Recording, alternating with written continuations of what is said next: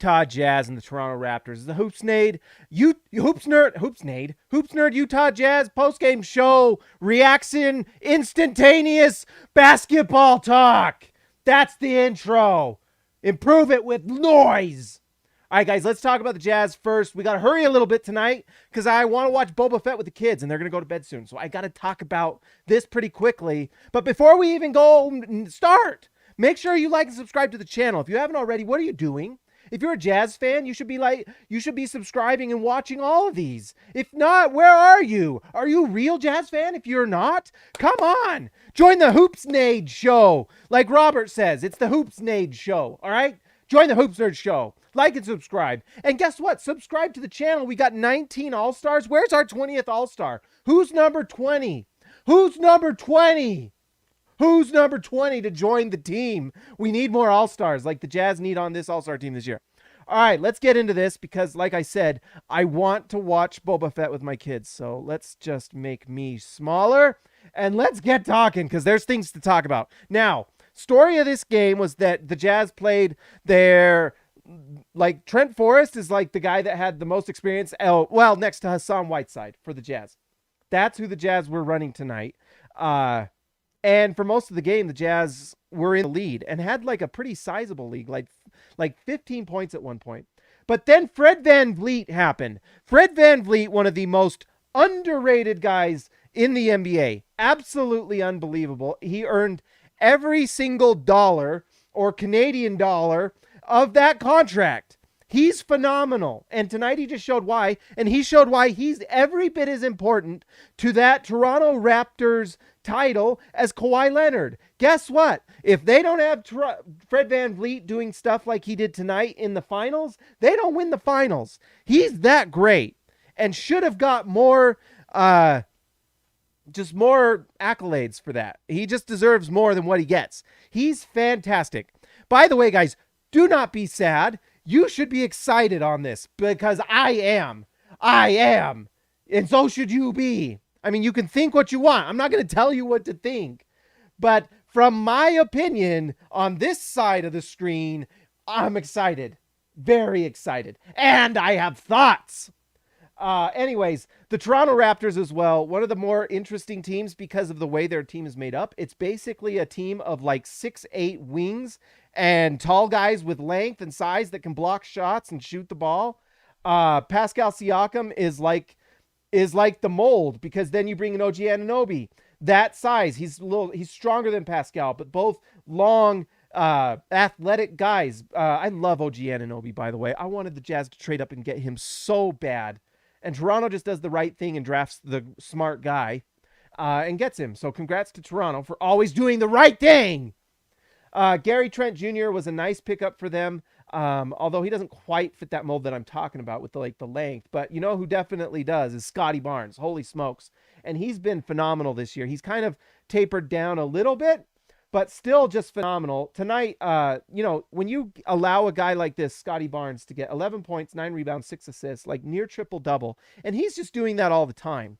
He's just fantastic. He's got to find that consistency in his game, but he will find that. You know, he's got that little mid-range pull-up that he does, and he was hitting some, well, he didn't hit tonight. I guess that must have been OG. OG was definitely hitting tonight, 4 for 7. But Scotty is going to figure it out, and he actually looks like he's going to figure out a three-point shot. The tough thing for rookies and young players is consistency. The nice thing is that the Toronto Raptors empower their players. They allow them on the floor and don't punish them for a slight mistake. They allow them to actually play through them. And so, this might be a step back year for the Raptors in terms of letting Scotty Barnes develop. But guess what? Next year, they're going to be better for it. They're going to be much better for it. And he's going to know, because here's what happens too. When you allow your rookies to play and make their mistakes and learn what they suck at, guess what happens? That following offseason, they know what to work on. You don't know what to work on if you're not allowed to play and figure out what you suck at. And that's a lesson in life. How will you know what to get better at if you don't suck at something first? Right? You've got to suck to get good. No one is good the first time they do anything. And that's for whatever. Life advice.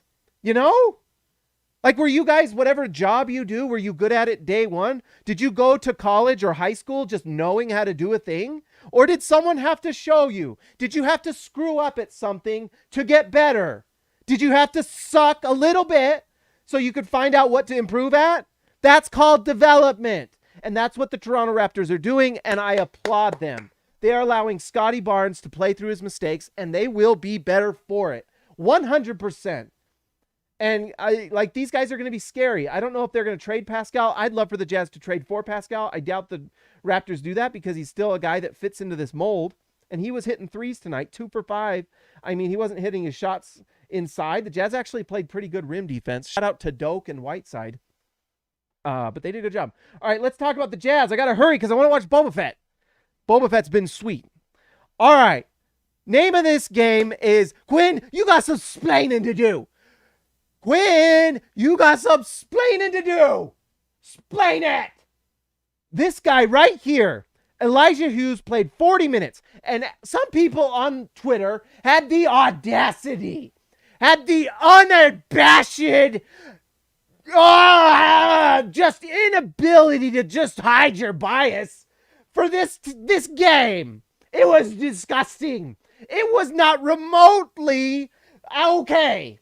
It was gross. We learned the Trotskys out there, and we know who the honest ones are. We know who have ears for the truth, and those who have the eyes for the truth as well. All right? That's what we learned at this game. That's what we learned in this game. Elijah Hughes just smoked them from 3. 7 for 12. That's 12 3-pointers in one game against the longest team in the NBA. The team that has more length than literally anyone. Literally anyone. 7 for 12 from 3. He was smoking those rims. They were burning up NBA Jam style. Tonight, 26 points, 8 rebounds, 4 assists, 2 steals, 9 for 15 from the field, 7 for 12 from 3. He was moving that ball within the system. He was hitting the open threes like he's supposed to. And he was driving the lane and just crabbing it. Let's watch it together. Oh, I'm so hyped. I haven't been this hyped since the beginning of the channel. Watch that smooth stroke, baby. Quick release. Quick release. Just a beautiful man. All right, here we go. Oh, look who's handling that ball. Elijah Hughes just pull up with the best of them. That is just the elite stuff. And he wasn't playing over Matt Thomas. Oh, my gosh. Look at that pass from Jared Butler across the way to Elijah Hughes, who buries it. Jared Butler didn't get the assist on that, by the way, but he set it up right here as well. Jared Butler, guess what happens? Let's go back. Let's go back. How does this play start? Oh. Look who he gets into the lane. Set the kick out pass, which sets up the advantage, which sets up Elijah Hughes. Okay. Don't talk to me about Jared Butler until you show me that. Don't talk to me about Jared Butler ever again. Oh.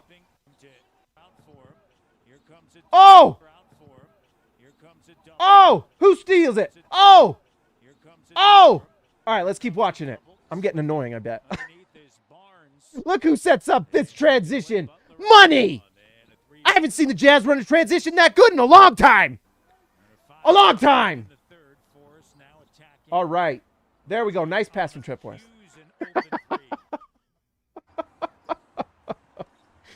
Oh, mama.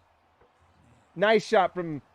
These are like all his shots, and they're almost all 3-pointers. 7 for 9 were 3-pointers. I wanted to see the dunk. Oh, look who has the ball.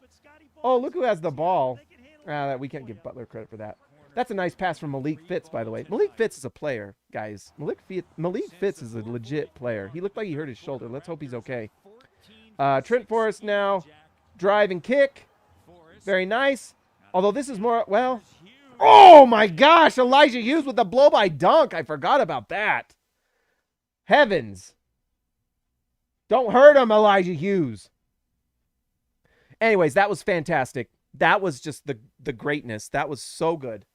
The Jazz could not find minutes for Elijah Hughes last year, and he hasn't played like literally a single important minute on the Jazz this year. Not a single minute. And the fact that Matt Thomas was playing over him is a joke.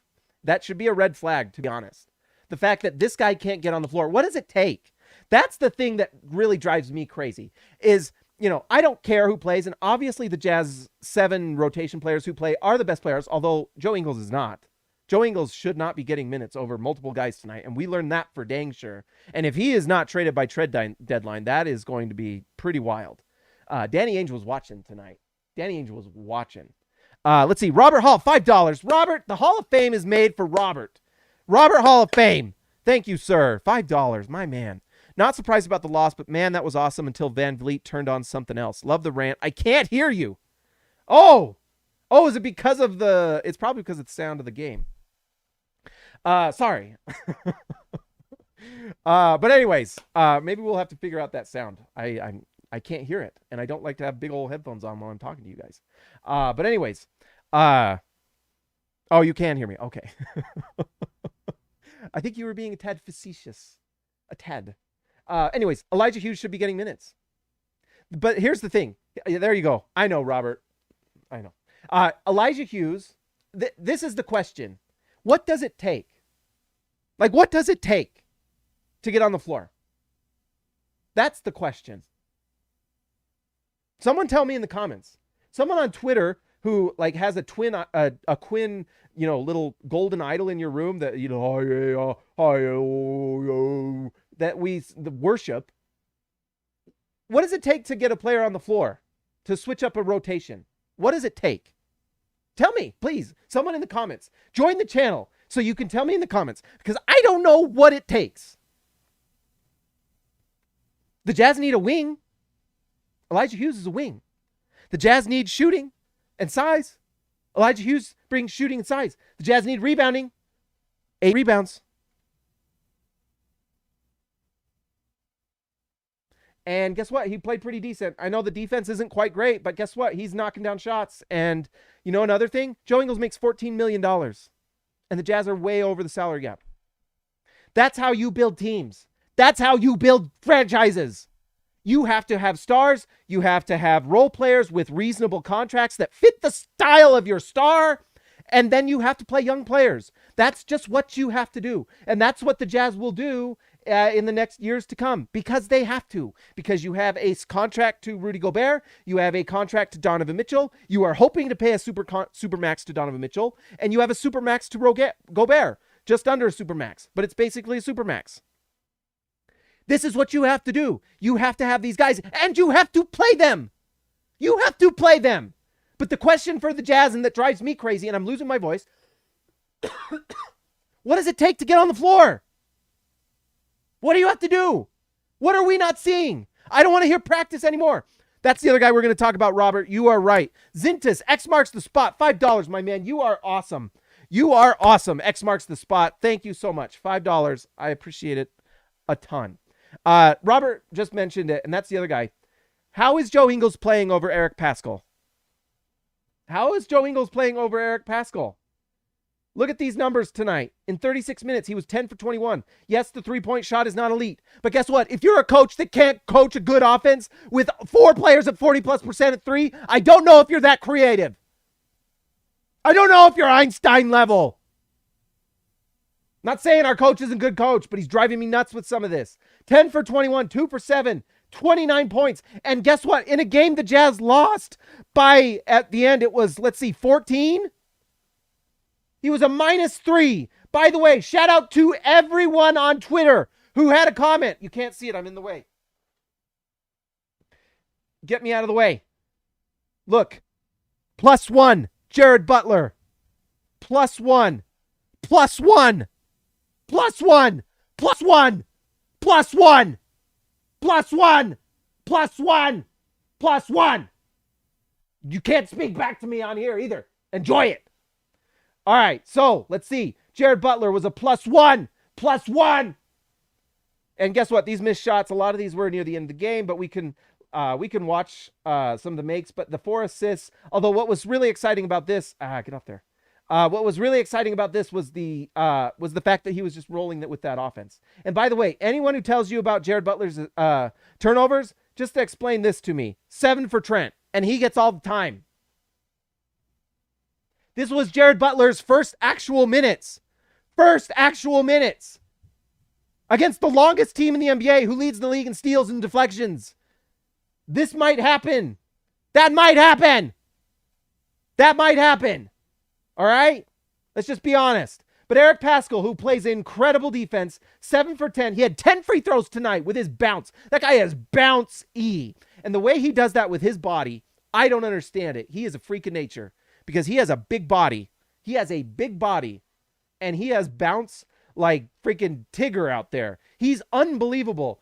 He's unbelievable. He just bounces all around. He's bouncy.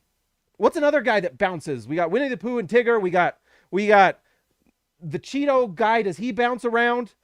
I was going to say Energizer Bunny, but he just kind of rolls along. He's incredible. He's incredible. The bounce is unbelievable.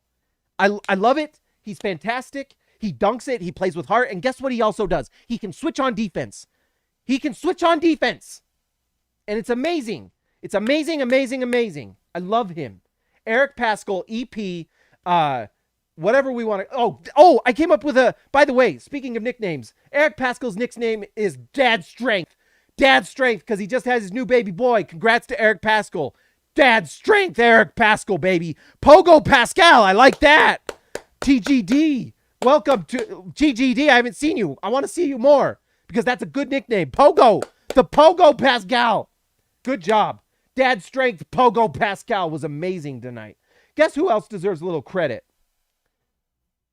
Udoka Azubuike. Tonight, I would like to publicly apologize to Udoka Azubuike because inside my heart, and I didn't say much on Twitter, and I did say at one point that I was trying to root for him because I was sad about Bane, but I apologize profusely to Udoka Azubuike. Accept my apologies, please, Udoka. Udoka, please. Forgive me! Udoka! He played better than Hassan Whiteside, arguably. Arguably. It was fantastic. He's learning. Guess what? Just has to have someone believe in him. You know what it'd be like? You know what it's like when someone believes in you? It makes you play better. It makes you do better in life. Eric C, $4.99. Thank you, sir. I appreciate it. Guys, I gotta hurry. I got like a couple minutes. I want to go watch Boba Fett with the kids. But thank you, Eric C. You're a man. You're a man. You're the champion. The C stands for champion because you're awesome. Daniel House played nicely tonight. Look at this. 4 for 7, 3 for 6. The Jazz got a steal.